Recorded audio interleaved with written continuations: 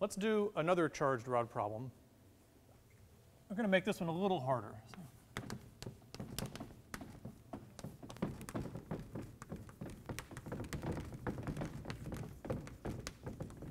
So instead of thinking about the electric field here along the axis, we're going to think about the electric field here, sort of perpendicular to the rod and centered on the rod.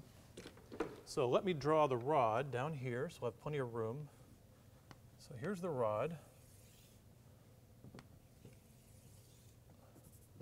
Down here. And again, we're going to put the rod on the x-axis like that. And the point P is along the center, so we're going to put the y-axis centered on the rod, just like this, all the way up. Okay? And the point P, we'll say, is right here. That's where we want to find the electric field, to the side of the rod. The rod still has a charge density lambda, and it still has a length L, and we're going to make this the origin so that this is at the point L over 2. And this end is at the point minus L over 2, okay? So we go from there. It's the same trick. We're going to think of this charged rod as a bunch of little elements dx. So here's one here, dx. And we're going to write dep just like before. So dep, I'll start here.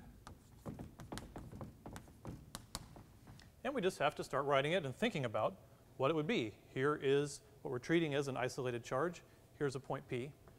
I'll start with the good part, Ke, there. Can do Ke. The charge is dq, but from the last problem, you know we can write the charge as lambda dx. It's just the charge per unit length times the length of the element. So I'll go ahead and write lambda dx here. And now we have to think about the distance. What is the distance from dx to p?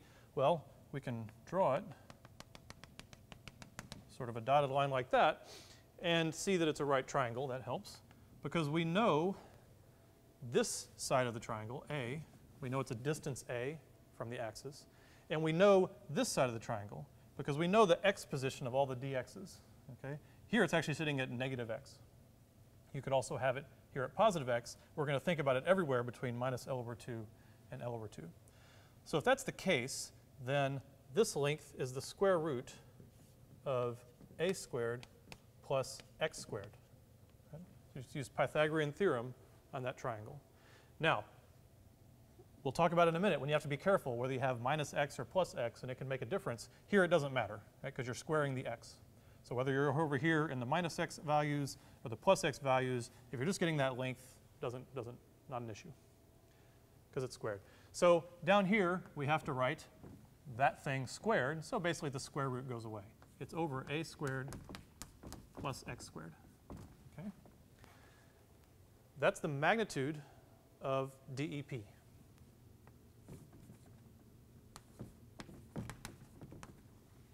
All right?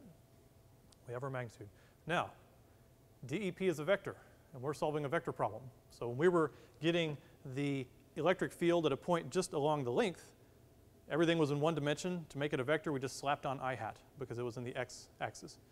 Now we have multiple vector components. We have to think about the fact that DEP is at an angle. And in reality, DEP has an x component, DEPx, and DEP has a y component, DEPy. So we have to separate those.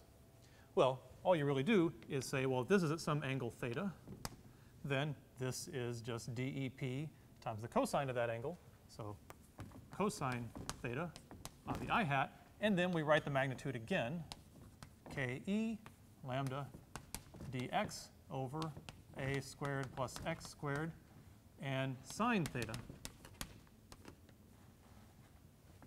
j hat.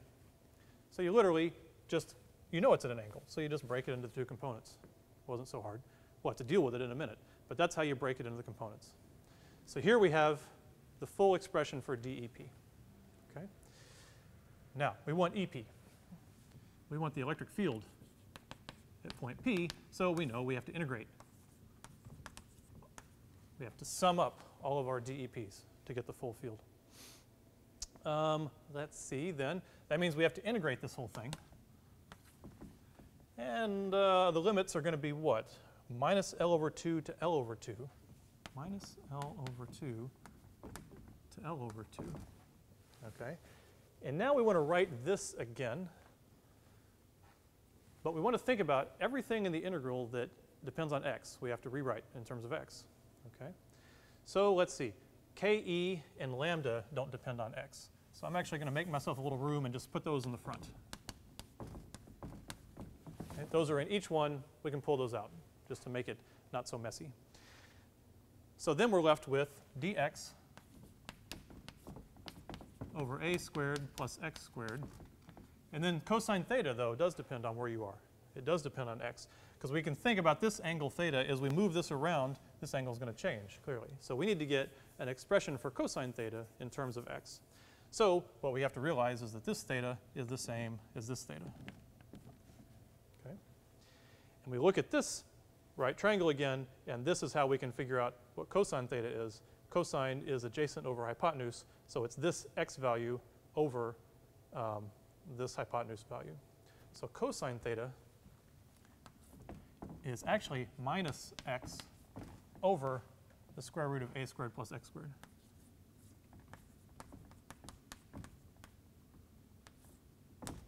I hat. And it is minus, okay, because it's, you got to be very careful with this sometimes. Here, when we move to minus x, this angle is positive. You usually think of angles as positive from the x-axis. So we go from minus x, this is positive. The cosine of this angle, it has to come out positive, okay, because it's a positive angle. The cosine of a positive angle less than 90 degrees is positive, so we have to have a positive number over this, which has to be a positive number because it's a square root. So when you're over here, the x's are negative, so you have to put a negative in front of it to make the cosine come out positive, okay? There are other ways you could set it up where you wouldn't have to do that. And if you think about it in this case, as you go, x goes positive, what's going to happen is the theta is actually going to go greater than 90 degrees. So that positive negative aspect would work out even when you're over here. So be a little bit careful with your negatives. But for now, the way we've set it up, we stick a negative x there. The j component would be basically the same thing. In fact, I'm going to put a bracket there. It's that same amplitude in front, dx over x, a squared plus x squared, times the sine of theta. And the sine of theta is opposite over hypotenuse. So here there's no plus minus to worry about. It's just a over the square root of a squared plus x squared, j hat. Okay?